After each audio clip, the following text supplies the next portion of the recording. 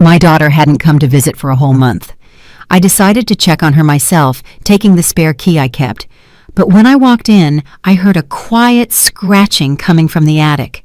When the rescue team pried the door open, we saw something that made even the toughest man turn pale, because... Hello, my dear listeners. Before I begin my story, I ask you to please subscribe to the channel, hit the like button, and write in the comments which state or country you are listening from. Your attention warms my heart. Happy listening.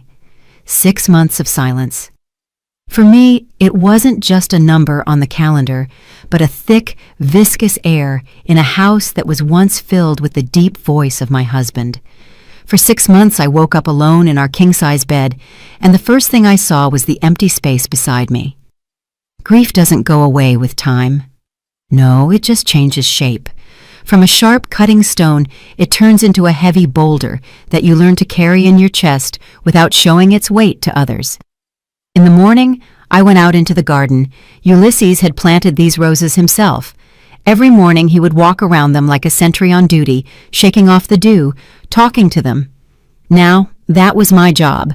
The air was cool, smelling of damp earth and the last autumn blooms. I carefully snipped a withered bud. Working in the garden was soothing. It gave an illusion of order, an illusion that I could still influence something. Here, among his roses, I felt closer to him. Inside the house, however, the walls pressed in with silence. My only thread connecting me to the world remained my daughter, Zahara. But even that thread had become thin and stretched to the limit lately. After the funeral, she called every day, then less and less often. The conversations became short, businesslike. She no longer asked how I was feeling. She complained about her husband, about work, about the eternal lack of money. I listened, nodded into the receiver, and transferred whatever I could from my pension. I thought she was having a hard time. Youth, stress. I justified her coldness, her inattention. After all, she had lost her father too. And then a month ago, she called late in the evening. Her voice was breaking into hysteria. "Mama, I'm sorry it's so sudden. We need money, urgently, for surgery." I didn't ask what kind of surgery or why it was so urgent. Inside, everything went cold with maternal fear. My only child, my flesh and blood.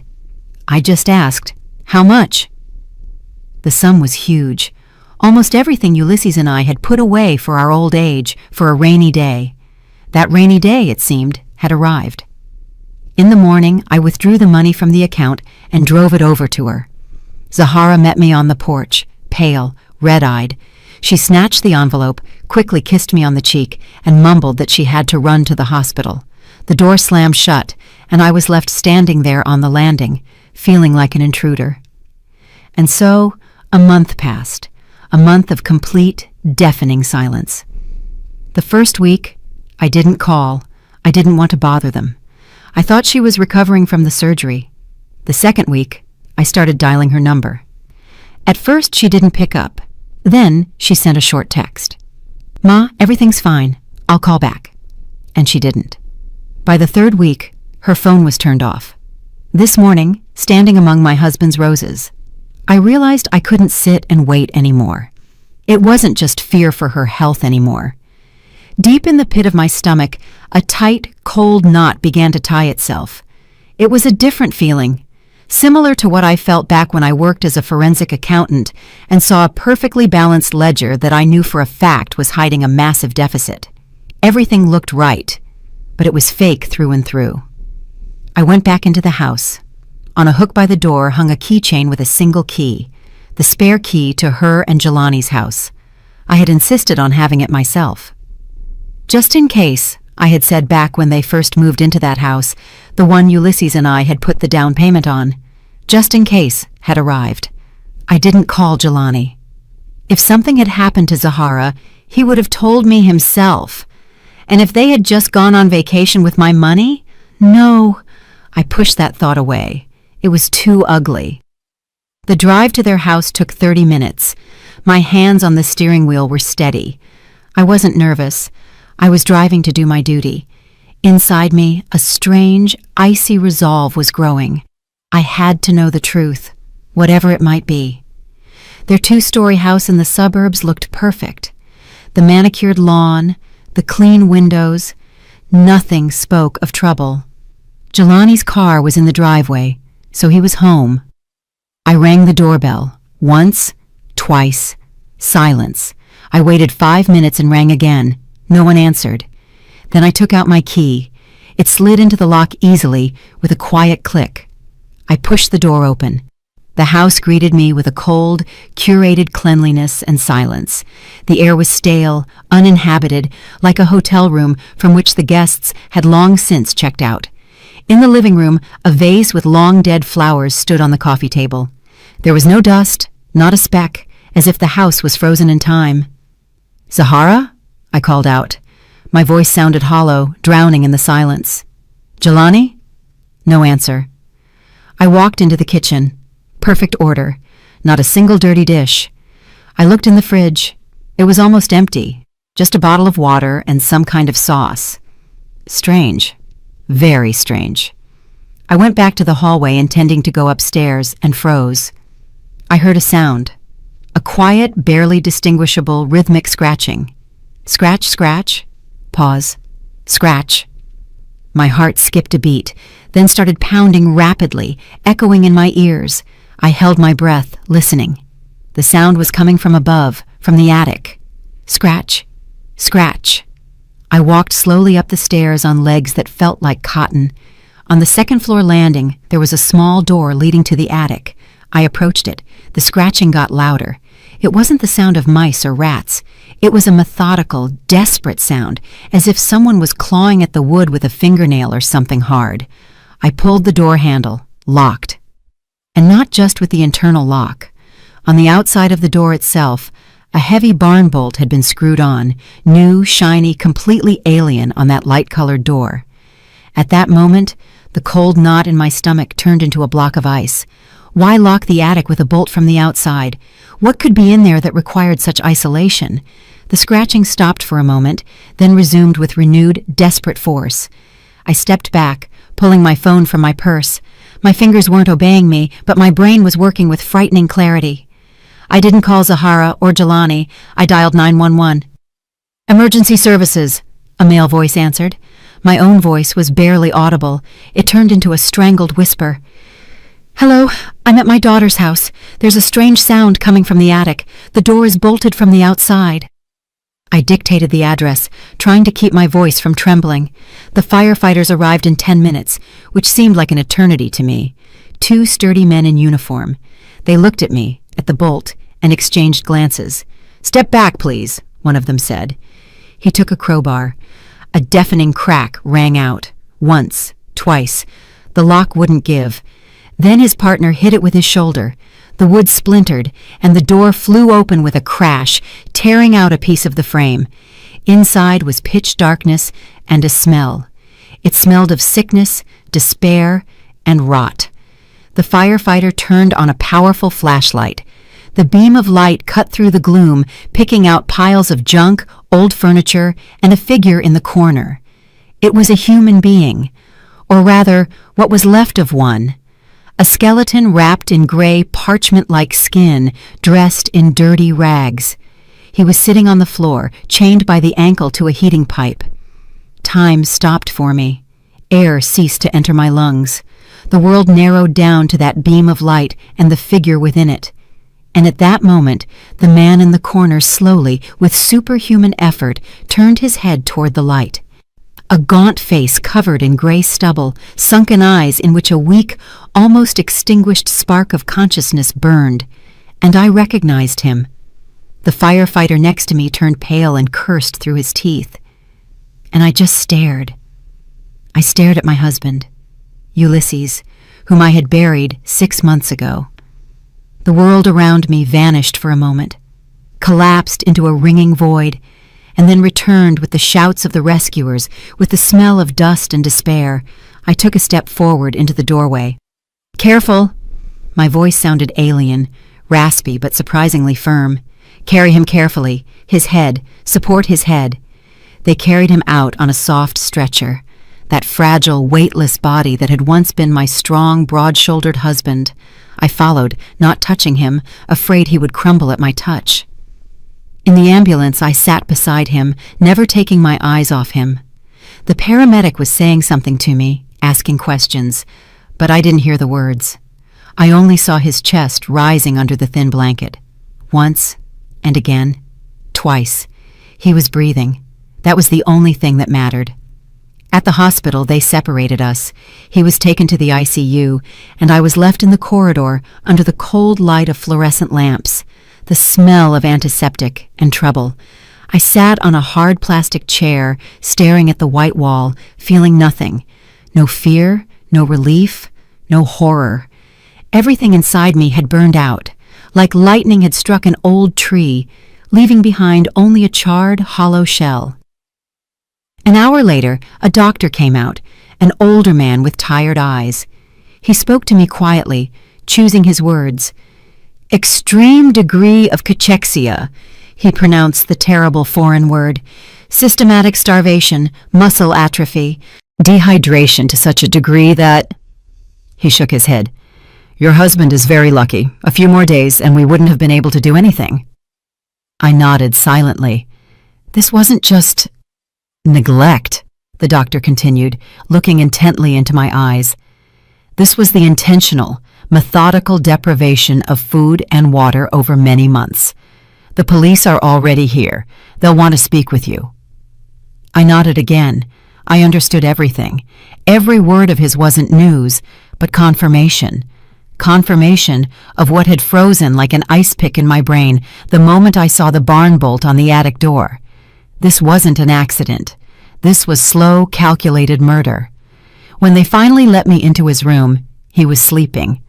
His large frame, even withered, took up the whole bed. Skin transparent as cigarette paper stretched over his bones. Through an IV, life, a nutrient solution, was slowly dripping into a vein on his arm. The quiet beep of the monitor counted the beats of his weak heart. I sat on the chair by the bed and watched. For 6 months I had mourned him.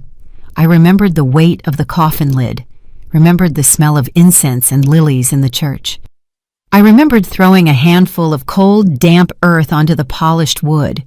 Whose ashes had I buried? Whose body had I mourned? It was a farce, a cruel, monstrous play in which I had been given the role of the grief-stricken widow. And the director? The director was my own daughter. That woman, Zenobia Banks, who cried at the cemetery, who went to the grave every day and talked to a marble slab. She died. She died there, in that dark attic, the very instant the flashlight beam picked her husband's face out of the gloom.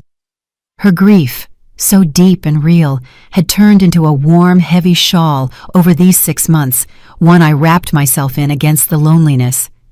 Now that shawl had burned to ashes, and beneath the ash was something else, hard, cold, and sharp as a shard of ice. Love for my daughter? That died too. I tried to grope for it inside, to find even a spark, even a smoldering ember. Nothing. Emptiness. Instead of love, a calm, icy understanding. Understanding that the creature I bore, carried and raised, had turned out to be a monster, and this monster had tried to kill my husband and destroy my life. I looked at Ulysses, at his sunken cheeks, at the gray in his matted beard. I remembered his laugh, his strong hands, the way he called me my Z. I remembered our life, how he dropped out of college to go to work and support me and little Zahara, how he drove a cab at night after his main job to buy his daughter a piano, which she ended up barely playing, how he sold his beloved vintage Cadillac to pay for her education at a prestigious HBCU. He gave her everything. She locked him in an attic to slowly die of hunger, and took my last dime so that what?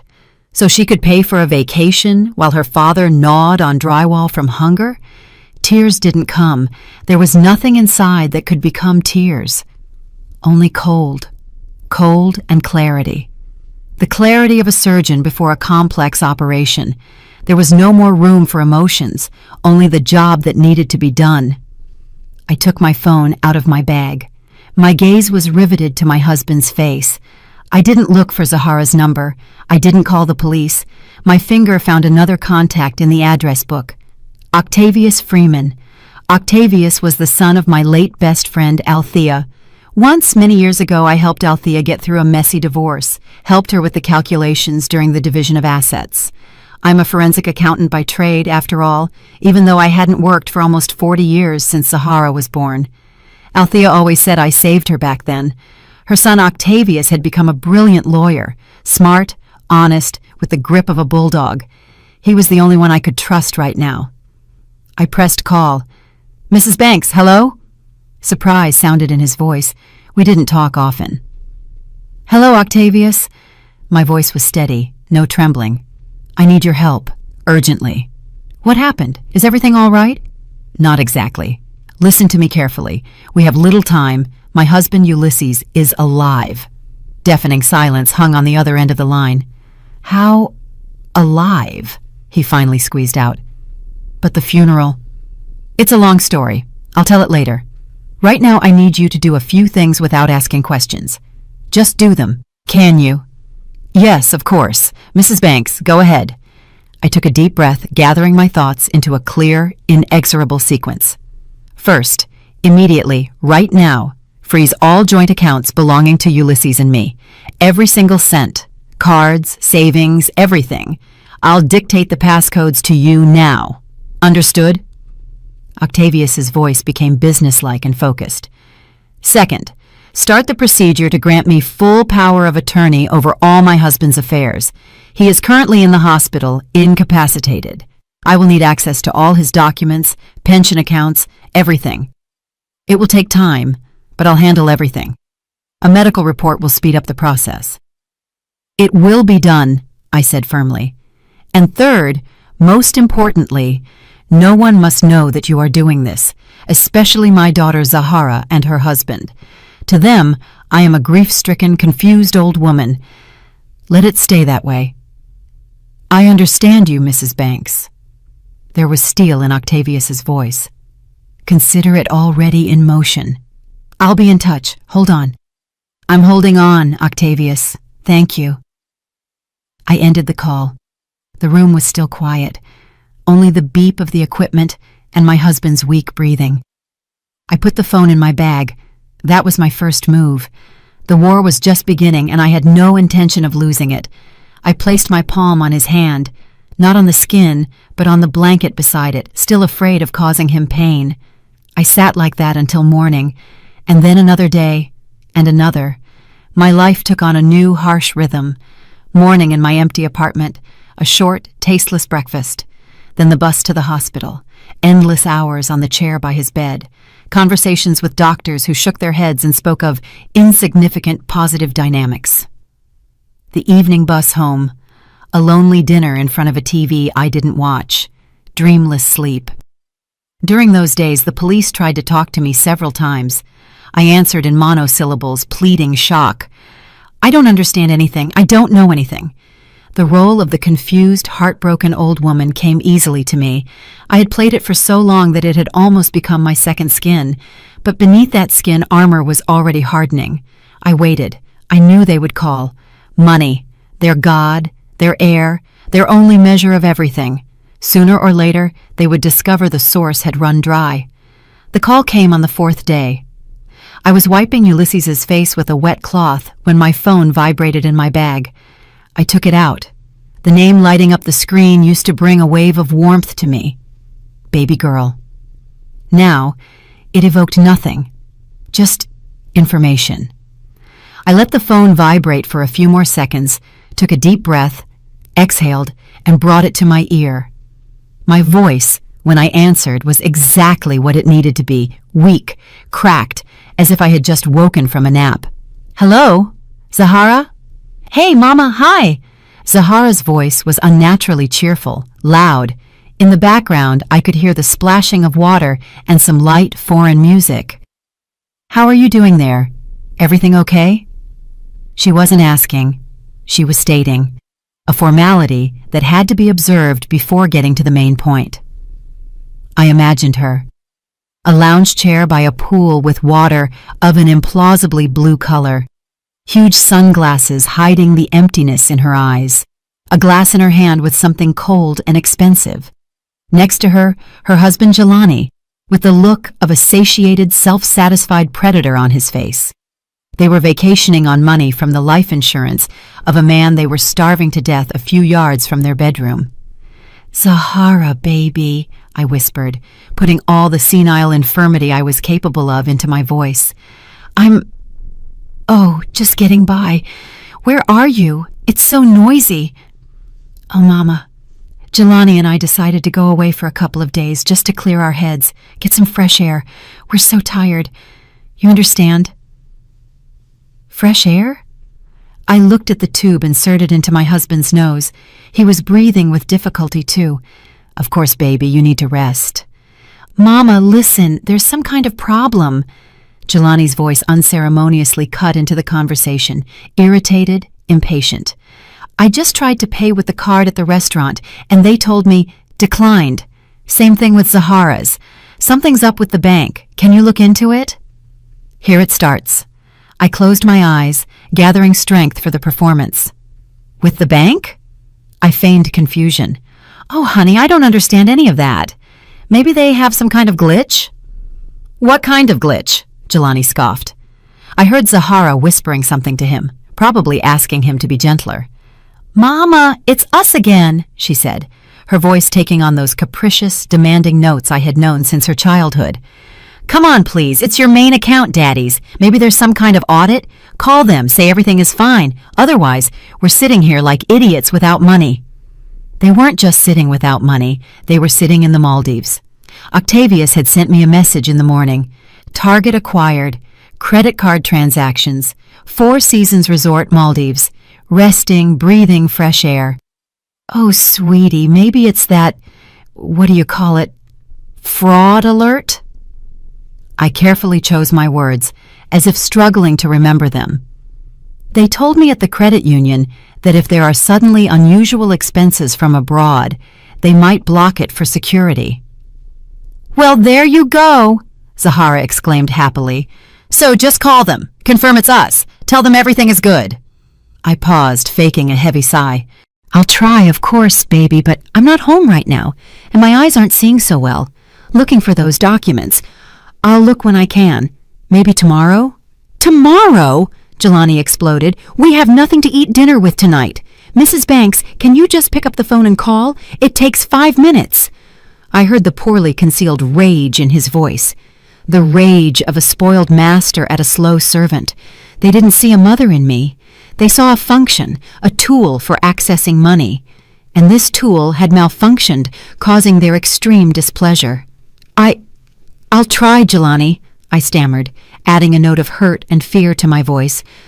"Don't yell at me, please. My blood pressure will spike. I can barely walk as it is after everything." That was a precise strike. Mentioning everything, the funeral, their shared grief, made them shut up for a moment. "Okay, Mama, I'm sorry." Zahara's voice became sickeningly sweet again. "He didn't mean to upset you. We're just nervous. You'll try, right? We'll call you back in a couple of hours." "Okay, baby. Okay," I whispered and pressed end call. The silence in the room became dense again. I looked at the phone in my hand. They hadn't even asked how I was living alone these 6 months, how I was coping. They were only interested in the account. They heard a weak, confused, incompetent old woman on the line, someone easily pressured, forced, shamed. And they were wrong. That was their biggest, fatal mistake. They underestimated me. They had underestimated me all my life. For them, I was just Mama, a quiet shadow who cooked gumbo, ironed shirts, and was always ready to lend money. They never knew that this quiet shadow was once one of the best auditors in her department, capable of finding the devil in a perfectly balanced report. They decided I was broken, but I had only just begun to reassemble myself. From shards of grief, from ashes of love, from the icy fire of rage. I knew what they would do next. In a couple of hours, they would call again. I wouldn't pick up.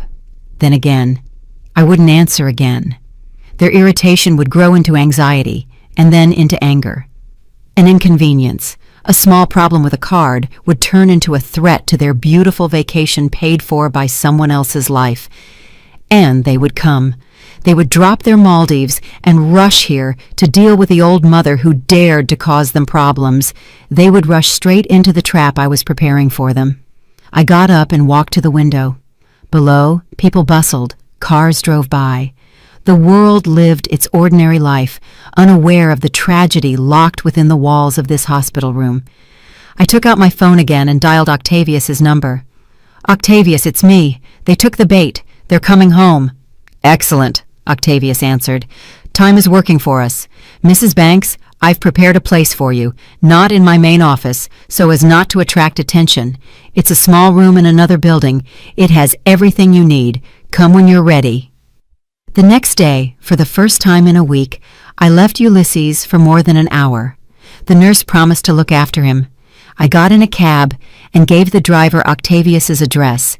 It was an old building downtown, one of those housing dozens of small firms. Octavius met me downstairs. He looked serious and focused. I saw no pity in his eyes, only respect and readiness to work. That was exactly what I needed. He led me into a small, ascetic office, a desk, 2 chairs, a computer, and a large printer. On the desk lay the first stack of documents. "These are the statements for the main accounts for the last year," he said. "We got the authorization from the doctors, so access to Mr. Banks's pension and insurance documents will be available within the day. What else do you need?" "Property deeds for my husband's and my condo, for their house, everything related to real estate, and Ulysses' life insurance policy." I remember he had a large life insurance policy from the company. "Already requested," Octavius nodded. "I'll leave you to it. Call if you need anything." The door closed behind him. I was left alone in the silence, broken only by the hum of the computer. For a moment, I felt strange, almost out of place. For the last 40 years, my main job had been pots and pans, PTA meetings, and comfort in the home. And now, before me lay columns of numbers, bank transfers, debits, and credits. I sat at the table, picked up the first page of the statement, and something clicked inside me. The dusty gears in my head, dormant for decades, slowly, with a creak, set into motion. The woman who knew that behind every number stands a story woke up. Forensic accountant Zenobia Banks was back on the job. At first, everything looked mundane, habitual expenses, transfers, pension deposits. But the deeper I immersed myself in the papers, the more clearly I saw what I hadn't noticed before, blinded by grief and trust. Monthly large cash withdrawals that Zahara explained as renovations. Transfers to Jelani's account labeled as debt repayment. I remembered her complaints, her eternal requests for help, and now, looking at the dry figures, I saw them in their true light. This wasn't help. It was methodical siphoning of money. A few hours later, a courier brought a new package of documents. In it was Ulysses' insurance policy and a copy of his death certificate. I looked at the form with the official seal. Banks, Ulysses Cornelius. Cause of death.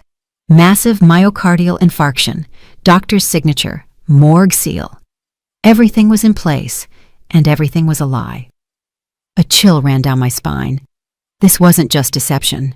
This was a well-thought-out, cold-blooded plan. They didn't just hide him.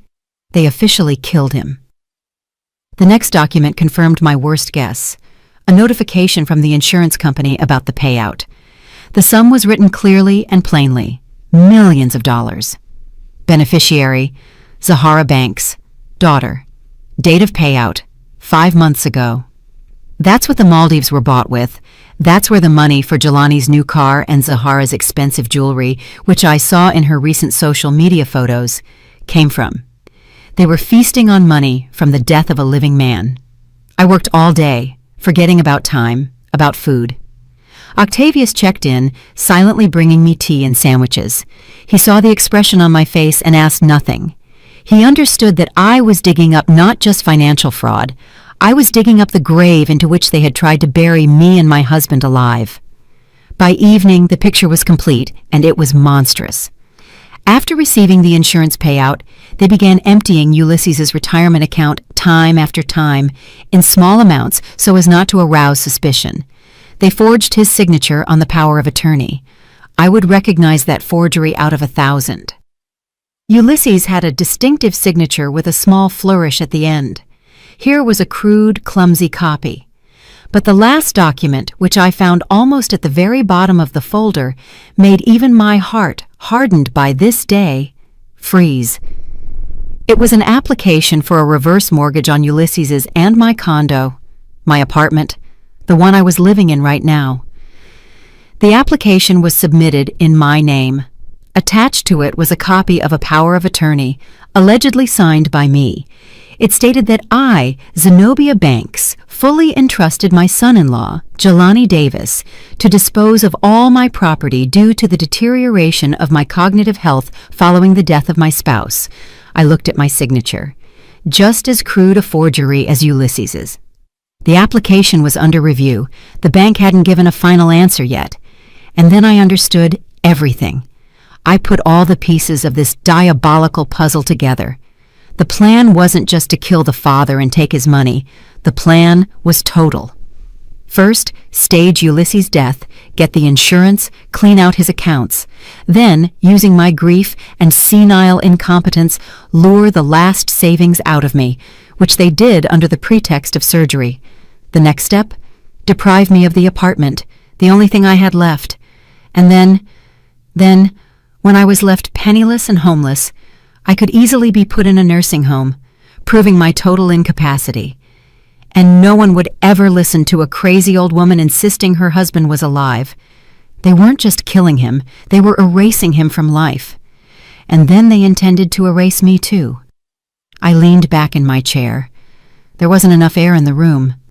That quiet, scratching sound I heard in the attic, it wasn't just Ulysses scratching at the door in a desperate attempt to survive.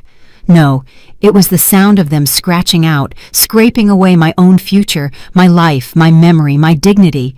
They wanted to leave behind nothing but scorched earth and money in their accounts. I sat in the silence of the small, dusty office. Outside the window it had gotten dark. The city lit its lights, and inside me another fire lit up, cold white, like the flame of an acetylene torch. A fire that burns everything to the ground, leaving neither ash nor smoke. At that moment, I ceased to be a victim. I became the verdict. I stood up from the desk.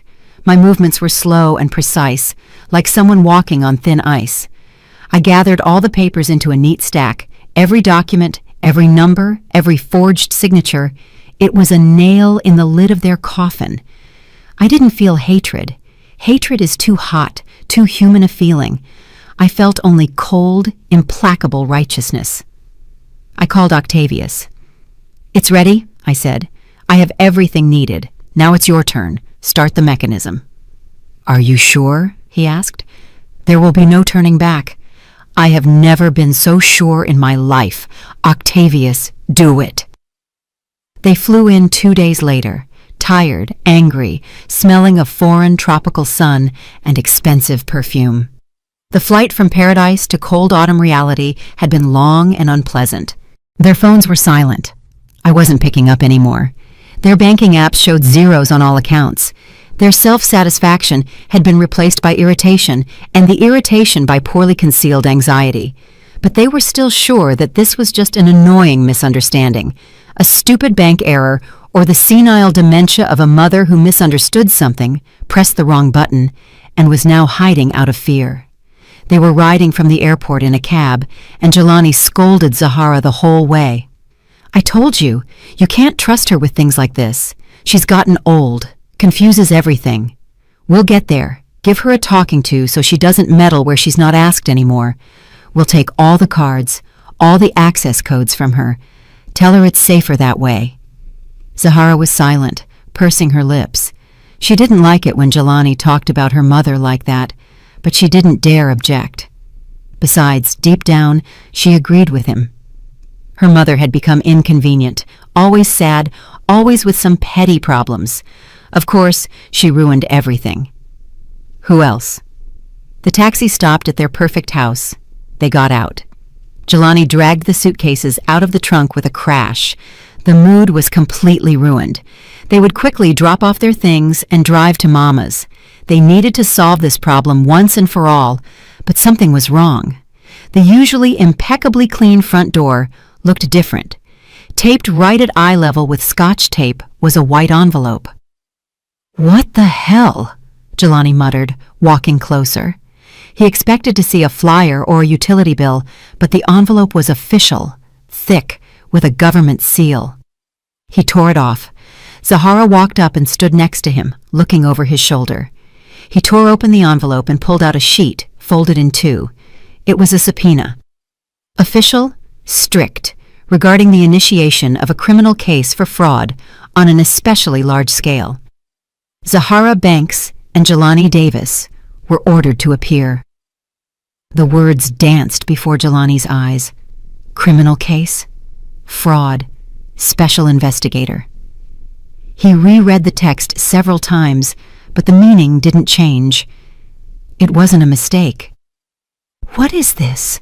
Zahara whispered. Her face went as white as the paper in her husband's hands. "Jelani, what is this?" But he didn't answer. His gaze darted lower to the mailbox. Sticking out of the slot was the corner of another envelope made of expensive heavy paper with their bank's logo. He yanked it out. His hands were trembling slightly. Inside was an official notification. Dry, ruthless, bureaucratic language informed them that due to a request from investigative authorities, all assets connected to the name Banks Ulysses Cornelius, including insurance payouts and pension savings, were frozen until the conclusion of the investigation into the case of fraud and document forgery. The blood drained from Jelani's face.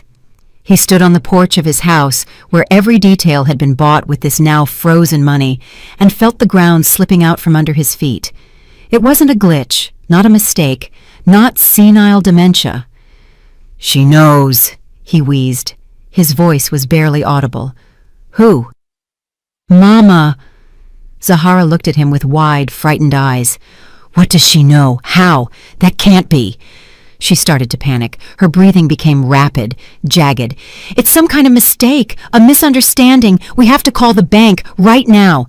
She snatched her phone from her purse. Her fingers ran frantically over the screen.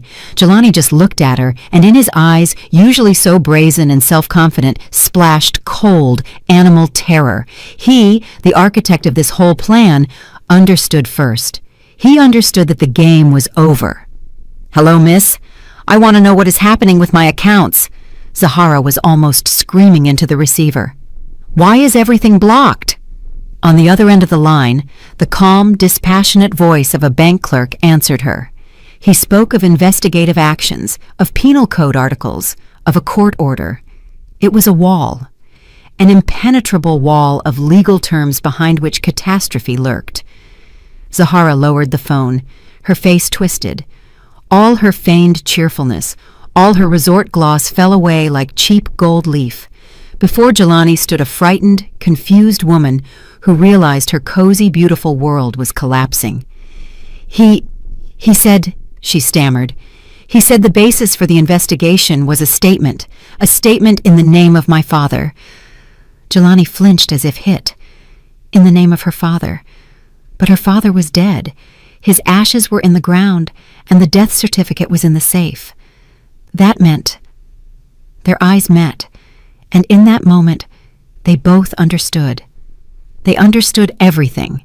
That her mother hadn't just learned about the money, she had learned about the attic. Their arrogance, their irritation, their haughtiness, it all evaporated without a trace. In its place came sticky, primal fear, the fear of beasts cornered. They were no longer masters of the situation, they were prey, and the hunter had already sprung the trap. "To the car!" Jelani barked, grabbing Zahara by the arm. His face turned into a hard, ugly mask. Panic was replaced by fury. The only chance, the only exit his inflamed brain saw was to get to the source of the problem, to the mother. They didn't call a taxi. Jelani got behind the wheel of his car, the very one sitting in the driveway as a symbol of their success. He drove like a madman, taking off sharply, cutting off other cars, flying through yellow lights. Zahara sat next to him, clutching the dashboard and muttering something incoherent. "We'll explain everything to her. Tell her it was a mistake, that we wanted what was best. She's Mama, she'll understand, she'll forgive." But this wasn't hope. It was an incantation, an attempt to talk away the reality rushing at them like an oncoming train. During the short, insane drive, a plan matured in their heads, a plan of desperation. Play on pity, cry, blame, scream about their grief, about how hard it was for them after Dad's death, how they couldn't cope. Scare the old woman, confuse her, force her to withdraw the statement. They were used to her always giving in, always forgiving, always taking their side. They clung to this habit like drowning people to a straw. They burst into my apartment building, stomping up the stairs. Jelani kicked my apartment door open. It wasn't locked. I was waiting for them. They froze on the threshold, breathing heavily, and I was sitting at the kitchen table, calmly. Right in front of me stood a teapot, a thin curl of steam rising from its spout, a cup of tea, a saucer with lemon, a picture of domestic comfort and peace. An idol they had come to destroy. But the idol was deceptive. Next to me at the same table sat 3 others. On one side, Octavius in a sharp suit with a folder in his hands. His face was impenetrable. On the other side, 2 men in plain clothes. Their poses were relaxed, but their gazes were sharp, attentive, the gazes of people who know how to wait and see the essence. For a moment, silence hung in the hallway. Zahara and Jelani looked at this scene, and their pre-rehearsed aggression cracked. This wasn't what they expected. They expected to see a frightened, crying old woman who could be broken in 5 minutes. Instead, they saw a tribunal, but it was too late to retreat. Zahara, like an actress, walking onto the stage after a disastrous first act, took a step forward and began her performance. "Mama!" Her voice rang with fake, hysterical pain. "What have you done? What does all this mean?" She rushed toward the table, but stopped a couple of steps away, as if hitting an invisible wall. Tears gushed from her eyes, real hot tears of fear and rage. "Do you even understand what you've done? We just started to recover after Daddy's death. It hurts us so much, and you accuse us of something? You set the police on us? For what? For taking money that Daddy would have left us anyway?" She spoke, and her voice got louder and louder, breaking into a scream. It was a stream of accusations, complaints, reproaches. She spoke of her sleepless nights, her depression, how she missed her father. She said that I, her own mother, had betrayed her, stabbed her in the back at the hardest moment. I remained silent. I just looked at her. I let her speak her piece, let her empty her entire arsenal of lies and manipulation. The men at the table were silent too. Octavius didn't flinch. They all watched this one-woman theater, and there wasn't a drop of sympathy in their eyes. Zahara spoke for a long time. She let it all out. When the words ran out, she fell silent, breathing heavily, waiting for a reaction, expecting that I would now burst into tears too, start apologizing, justifying myself, that everything would be as always. The pause dragged on. The silence in the kitchen became dense, heavy. The only sound was the ticking of the old clock on the wall. The clock Ulysses gave me for our silver anniversary. Tick-tock, tick-tock, counting down the last seconds of their freedom.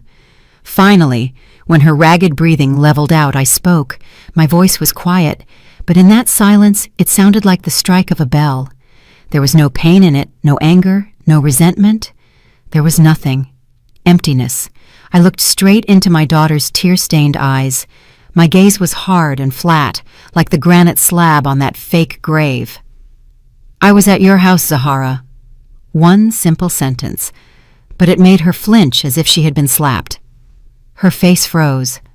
I paused slightly, letting the words sink into her consciousness, and then added the second phrase, and this phrase destroyed her world completely.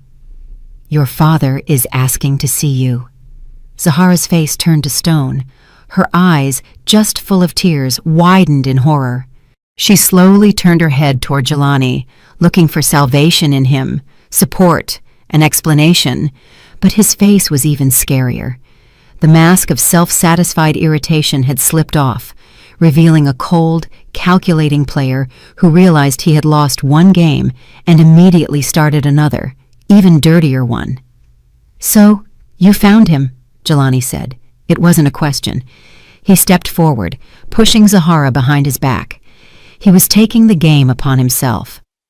"Well, that simplifies a lot of things, but you see the picture completely wrong." He spoke calmly, almost confidentially, addressing not me, but the two detectives. His voice exuded reasonableness and concern. This was his last, most monstrous card. "About a year ago, Mr. Banks had a massive stroke. We didn't want to tell you, Mrs. Banks." He threw a glance at me full of fake sympathy. "We didn't want to upset you. You were already fragile. After the stroke, he changed. He started having fits of uncontrollable aggression. He became dangerous to himself and others." I listened to this stream of lies, and nothing stirred within me. I was just a spectator. He lunged at Zahara, tried to hit me several times. We called doctors, but they just threw up their hands. Dementia, they said, an aggressive form. We didn't know what to do. Put our own father in a psych ward? We couldn't. Noble notes rang in his voice. We decided to care for him ourselves, but his condition worsened. He started running away from home. We were afraid he would harm you, Mama. He constantly talked about you, threatened. He paused, letting his lie sink in. Zahara, standing behind him, began to play along. She sobbed, covering her face. The picture was turning out almost perfect. Two exhausted, loving children forced to take extreme measures to protect a maddened father and a weak mother. The attic, Jelani pronounced the word with a heavy sigh. It was a last resort. We set up a room there, brought him food, water, but he refused to eat, threw plates at us. We were forced to lock the door so he wouldn't break out and cause trouble. We did it for your own safety, Mrs. Banks. We wanted to protect you from his anger. Now he turned to me. His gaze was oily with feigned compassion. And now I see that the illness, alas, has touched you too. Your memory, it's failing you. You don't remember his attacks, his threats. And this gentleman, he nodded toward Octavius, is obviously taking advantage of your condition, manipulating an elderly, sick woman to get hold of her money. It's obvious. The lie was complete, flawless in its vileness. They were trying to kill two birds with one stone, justify their actions, and declare me insane, and Octavius a fraud. It was their final gambit, desperate, dirty, and as they thought, foolproof. After all, who would believe an old woman with signs of dementia when her own caring children testified against her? Silence reigned in the kitchen again. Jelani stood with the look of a man who had just presented irrefutable evidence. Zahara cried quietly at his shoulder. But it was too late. Their words, however convincing they seemed, shattered against the rock I had been building so carefully all these days. The older detective, a gray-haired man with tired but very attentive eyes who hadn't uttered a word until then, slowly coughed. He didn't look at Jelani. He looked at me, then at Octavius, and nodded slightly.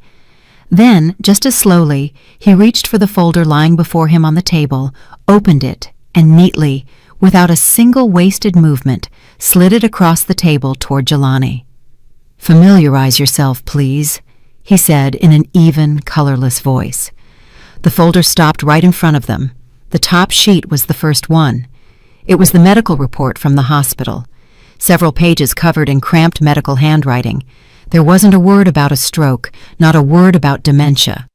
But there were other words: cachexia, muscle dystrophy due to prolonged starvation, critical dehydration. And the final key phrase: patient is fully conscious, oriented in time and space, speech is coherent, cognitive functions are unimpaired. Jelani's face began to change. Confidence was sliding off him like a melting mask. The detective, not changing his tone, continued, "Your father has already given a preliminary statement, Mr. Davis. He remembers everything." He turned the page. The next document was my work. Neatly compiled spreadsheets, movement of funds and accounts, copies of bank withdrawal slips, all the operations they performed while their father was dying of hunger. Next to every large transaction, a note was made in red pen. Tour to Maldives. Car purchase, Audi Q7. Cartier jewelry store. My accountant's handwriting, clear and ruthless, turned their luxurious life into an indictment. The corner of Jelani's mouth twitched. Zahara stopped crying and stared at the papers with stupefied horror. The detective turned another page. It was a copy of the death certificate, the very one with the forged signature and seal, and next to it, an official reply from the morgue stating that citizen Ulysses Cornelius Banks had never been admitted there, and the doctor whose signature was on the document had been fired 2 years before the specified date. And the last sheet, a copy of my application to the bank withdrawing the reverse mortgage request, and the conclusion of a handwriting analysis confirming that the signatures on the powers of attorney, both mine and Ulysses, were crude forgeries. The detective closed the folder. Dead silence stood in the kitchen. Their last lie hadn't just failed. It had become the most weighty proof of their guilt. It confirmed not just their greed but their cold, calculating mind, their ability to lie while looking you in the eye, their absolute, boundless cruelty. Their final gambit had sealed their fate. Davis, Jelani Marcus, Banks, Zahara Denise, the detective said in the same calm voice, rising from the table. His partner stood up too. "You are under arrest on suspicion of committing crimes provided for by statutes." He began listing the numbers of the statutes: attempted murder, fraud on an especially large scale, forgery of documents, reckless endangerment. And I just sat and watched them, watched as cold steel bracelets clicked shut on the wrists of my only daughter, my flesh and blood. She didn't cry. She just looked at me with empty, uncomprehending eyes as she was led away. There was no remorse in her gaze, only bewilderment.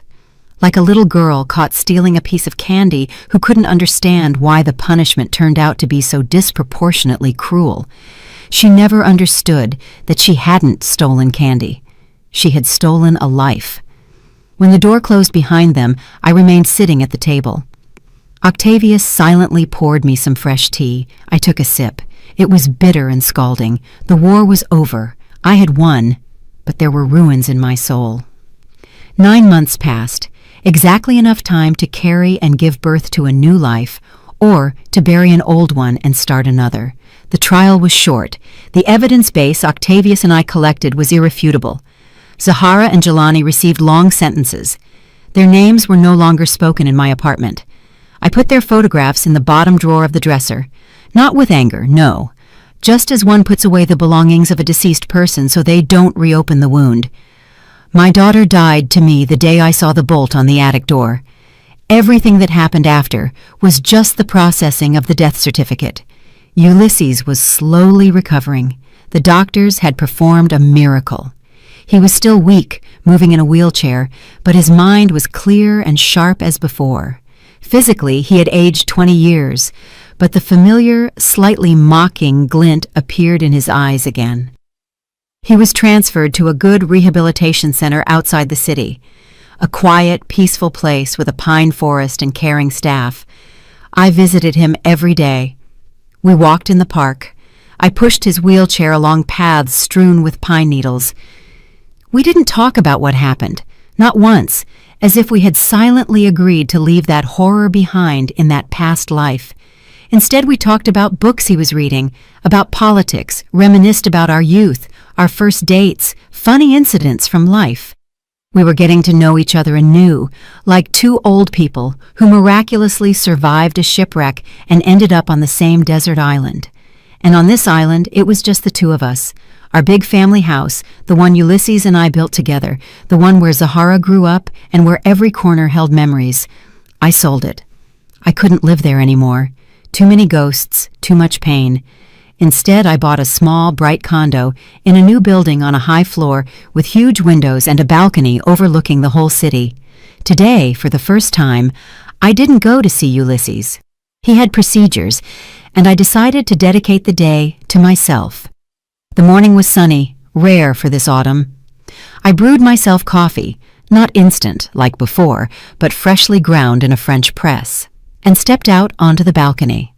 The city below hummed, living its turbulent, eternal life. Cars flowed along the avenues like blood through arteries. People hurried about their business, and I stood above this bustle, in my quiet haven, and felt calm. For the first time in many, many years, I felt not anxiety, not grief, not duty, but specifically calmness, deep, clear, like water in a forest lake. I was no longer just a mother, not a widow, not a victim. All these roles, like old worn-out clothes, were cast off. Only I remained. On the small table on the balcony lay a tablet. I picked it up, sat in a comfortable chair. Open on the screen was not a TV show and not a news feed. It was a textbook. Modern Methods of Financial Audit, Software and Data Analysis. A few weeks ago, I signed up for online continuing education courses. I decided to reinstate my CPA license. The world had moved far ahead since I last balanced debits and credits, but the basics remained the same. And logic, the ability to see the essence behind the numbers. It's like riding a bicycle. Once you learn, you never forget. I read about new programs, about big data analysis methods, and the dusty gears in my head, which I had started with such difficulty 9 months ago, now turned easily and without squeaking. I felt my brain, occupied for a long time only with recipes and household problems, greedily absorbing new information. I felt myself returning to me, to that young, ambitious Zenobia who could sit up all night over reports, getting almost physical pleasure from how order and truth are born from the chaos of numbers. I didn't know if I would work in my new specialty. Maybe I'll do some small consulting. Or maybe I just need this for myself. To prove to myself that life doesn't end at 68, that it doesn't end at all, until you decide to put a period on it yourself. I took a sip of coffee. It was delicious. The sun warmed my face. The city made noise below. And at that moment, looking at a complex formula on the tablet screen, I smiled for the first time in a long, long time. Not with a forced, polite smile, but a real one. Quiet, light, coming from the very depths of my soul. I wasn't just a survivor. I was Zenobia Banks, and I was just getting started. Did you like the story, and which city are you listening from? Let's meet in the comments. If you like the story, you can support me by sending a super thanks so I can keep bringing more stories like this. Thank you so much for your sweet support. I'm looking forward to your comments on the story. On the screen, you can see 2 new life stories that I highly recommend. There's so much more on my channel. Don't forget to subscribe. See you in the next life story with love and respect.